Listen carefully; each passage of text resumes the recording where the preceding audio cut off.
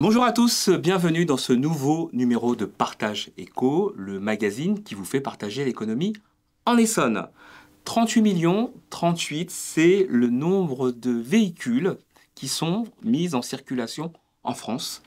38 millions, c'est peut-être aussi autant d'occasions d'effectuer des réparations, des interventions sur son véhicule et de faire appel à un garage ou un garagiste. Pour ce nouveau numéro, je vous propose de découvrir une activité un petit peu particulière parce qu'on va être effectivement sur l'entretien traditionnel, mais aussi sur la réparation des moteurs à haute performance. Et oui, avec un projet qui va être piloté par une personne effectivement qui est là, peut-être on ne l'attendait pas, mais on va tout de suite découvrir tout cela ensemble. C'est parti!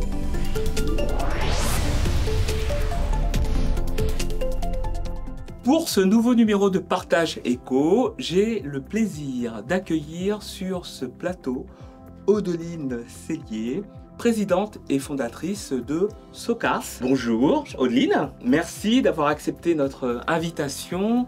On va découvrir avec vous plein de choses, je dirais notamment une activité un petit peu particulière, atypique, autour des moteurs, je dirais la réparation, l'entretien de moteurs à haute performance. Est-ce que vous pouvez déjà nous en dire un petit peu plus sur votre activité?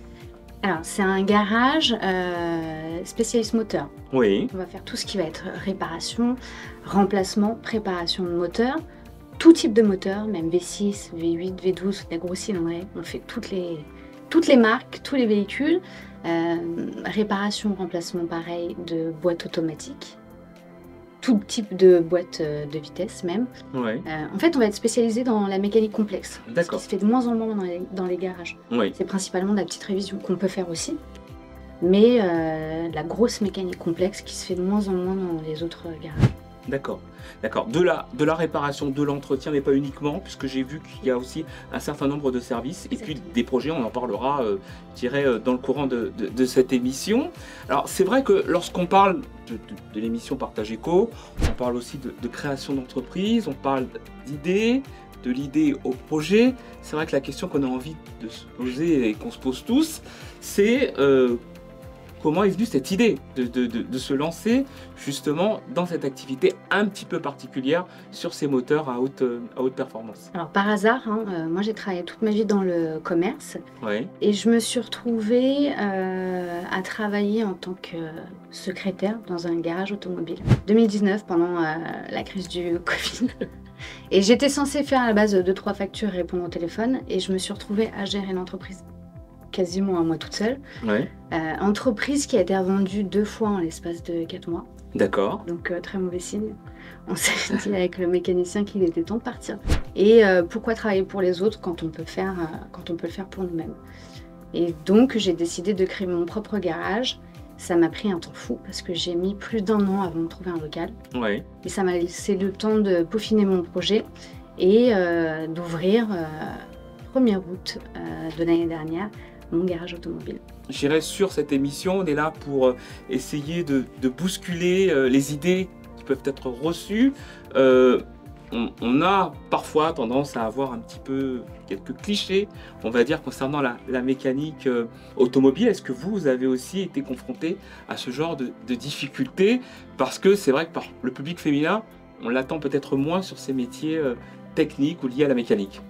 J'ai, pas régulièrement, ce serait mentir, mais j'ai quand même de temps en temps, quand on me parle du mécanicien, oui, donc votre mari, c'est pas mon mari, où on me prend soit pour la femme du patron, soit pour une employée. Ouais. Et quand je dis que c'est mon entreprise, c'est vrai que ça surprend les gens.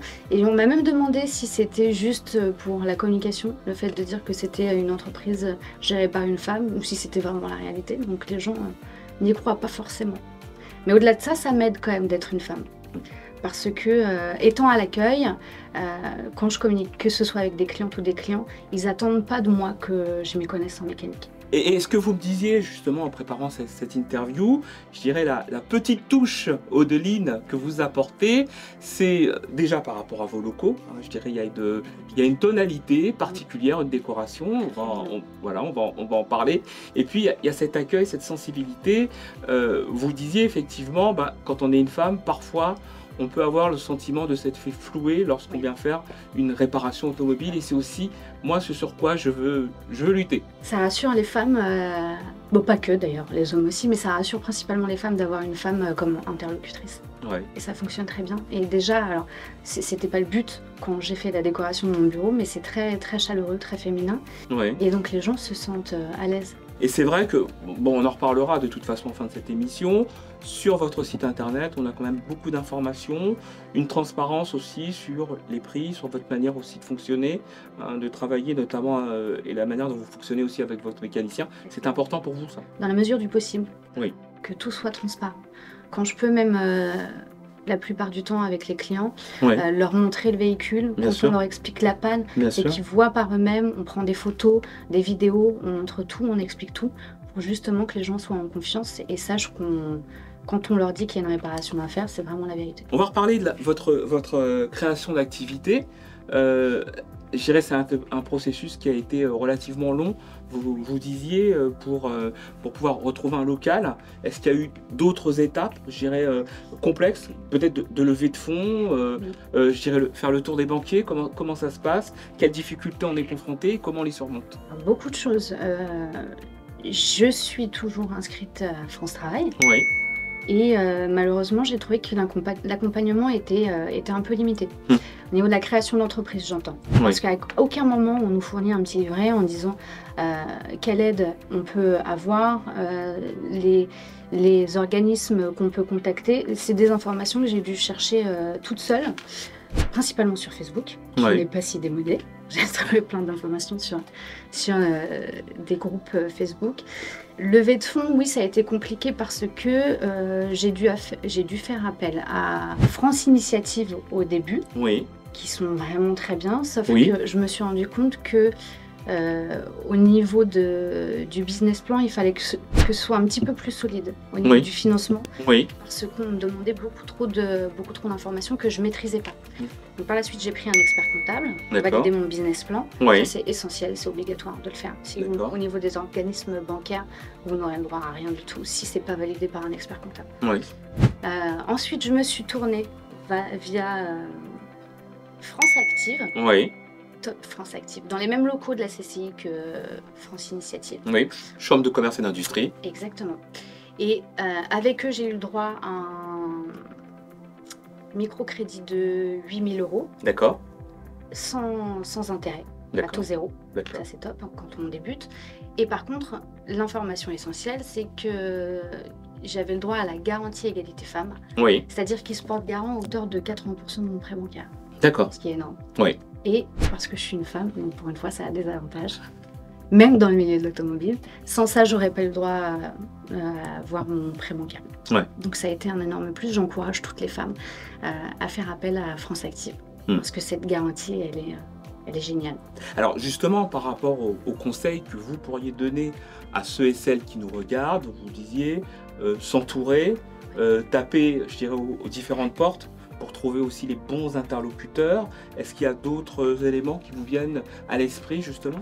Je rebondis sur ce que je disais tout à l'heure à propos de France Travail.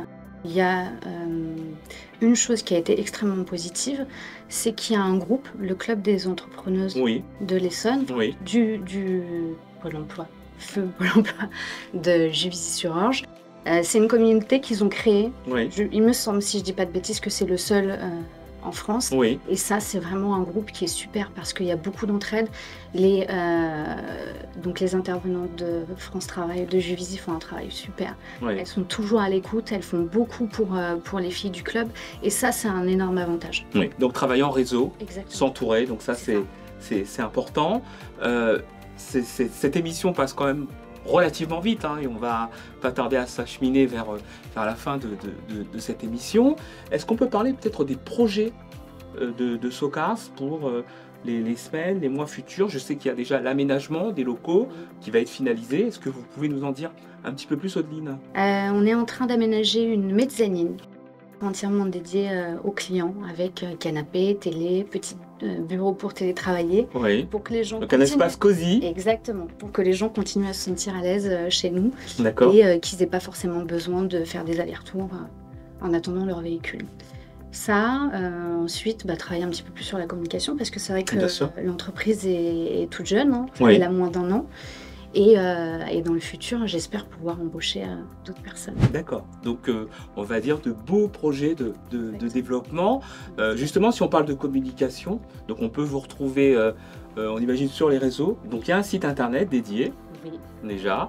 Et puis, les réseaux sociaux aussi, vous êtes également présente? Exactement, sur, Facebook, on a une page Facebook, Oui, sur Instagram et d'accord. TikTok aussi. Donc Soocars, Soocars. Très bien. On retient bien cette adresse, en tout cas, pour venir découvrir aussi votre activité qui est, on peut le dire, hein, qui est unique aussi dans notre Exactement, département et justement qui mérite d'être mise en lumière. tout à fait. Très bien. En tout cas, tout cela nous conduit vers la fin de cette émission. Et avant de refermer effectivement ce nouveau numéro de Partage Éco, déjà je voudrais vous remercier, Merci à vous. Audeline, pour avoir pris le temps de partager avec nous l'économie de votre entreprise. On espère effectivement que, je dirais, elle sera connue du plus grand nombre suite à cette émission. Quant à nous, avant de nous quitter, je voudrais déjà remercier toute l'équipe de la Latitude, tous les moyens techniques qui sont mis à disposition pour nous permettre de réaliser ce numéro.